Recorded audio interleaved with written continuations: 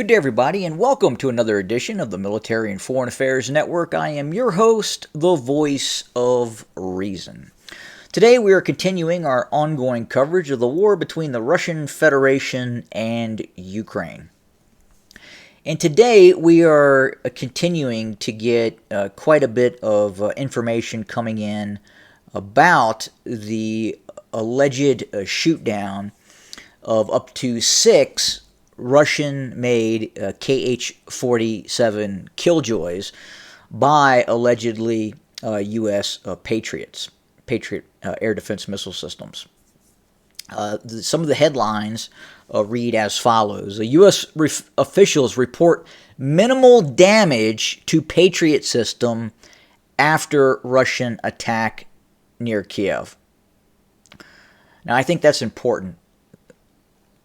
And what I mean important is a certain element of that headline. U.S. officials report minimal damage to Patriot system after Russian attack. Now look, we don't know if there was minimal damage or the system was destroyed. But let's take that article at its word and let's hypothetically say that a Kh-47 Dagger Killjoy penetrated the air defenses of the area near the Patriot missile battery and detonated it near it. There would be no minimal damage. The Patriot system, or whatever part of the Patriot system that the Kinjal or the Dagger Killjoy detonated, would have destroyed that piece of the Patriot missile battery. And there are a variety of components, from radars, generator stations, and the actual launch units themselves. Most likely, it was the radar station that was hit by this Russian missile. Now, was it a Kh-47? Was it a Kh-47 Killjoy? Probably not. Probably not. I want to offer an alternative and a more probable explanation on the weapon system that the Russians were using to target the Patriot missile battery. So first, you have to understand something, that the Kh-47, this hypersonic weapon system with a very large warhead, it's basically a air-launched Iskander, semi-ballistic missile. It is not designed to go after Patriots. There are other weapon systems the Russians use to go after those air defense systems, those NATO air defense systems. You don't use a Kh-47 to go after a Patriot. Use a Kh-47 to go after a subterranean arms depot, a command and control node that is subsurface, a very large building. Not a radar site. And that's essentially what you're targeting. So what did the Russians use to go after this Patriot missile battery? I'm going to show you. In all probability, it was this system right here. This is a Kh-31P. P meaning passive. There are Kh-31Ps and there are Kh-31As, meaning in the nose of the missile. A meaning there is an active radar. P meaning there is a passive system designed to detect the radiation emitted from the Patriot air defense system. Now we know the Russians are now using the Kh-31P Mod 2. This is an older Kh-31P. Now they're in this conflict, they're now using the Kh-31P Mod 2s, which are extended by about 3 feet. They're a bit heavier. This one right here is about 1,500 pounds with a 200-pound warhead. And obviously the Kh-31P Mod 2s are even larger with a more extended range. This is the system that you see right here that's designed to go after the Patriot. Now, they have very similar ballistic profiles. So if you were to fire a KH-31P Mod 2 against a Patriot, in all probability, that Patriot missile battery may think or the air defense network of Ukraine could believe that it's a KH-47. Very difficult to say. Now, obviously, the KH-47 Dagger travels at a higher velocity than the KH-31P, but nonetheless, the KH-31P Mod 2 does travel at a very, very fast rate, in excess of Mach 4. The Mod 2s. The Mod 3 is probably more like Mach 3, Mach 3.5.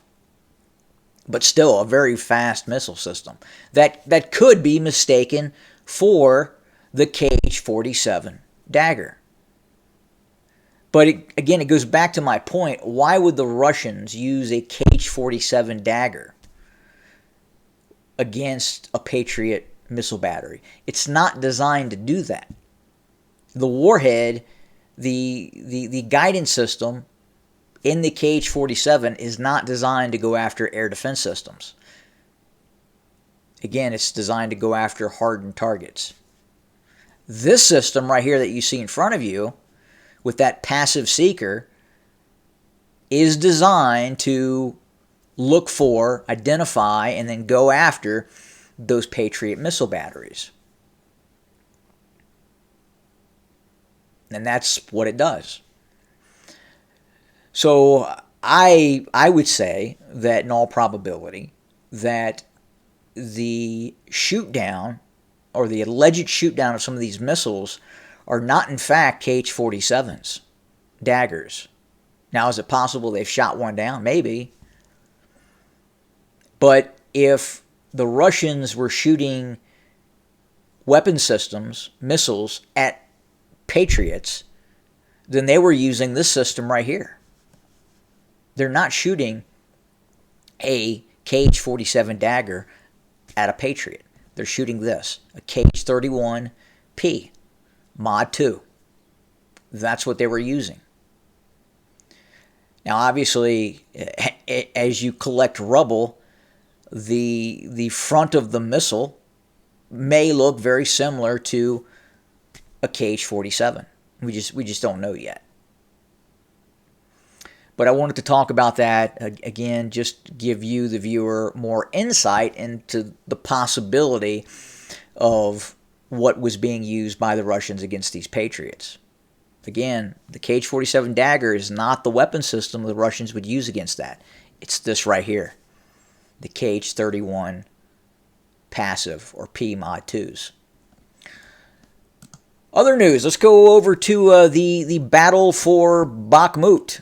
And again, media is reporting more success by Ukrainian forces. But let's look at the Ukrainian mapping site that shows you what's happening on the battlefield. Well, let's just go back a day. Let's go back 2 days. Let's go back to the 13th. So again, we're starting from May 13th. And specifically, we want to watch this area here. This is the last remaining area that Ukrainian forces allegedly control. This area right here. So go to the 14th. Go to the, 13th, 14th. Russians take this area.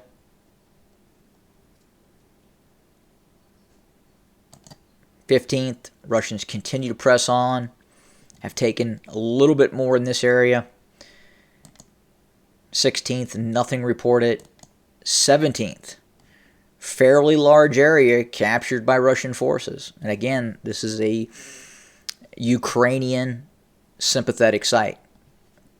And that's kind of where we're at right now.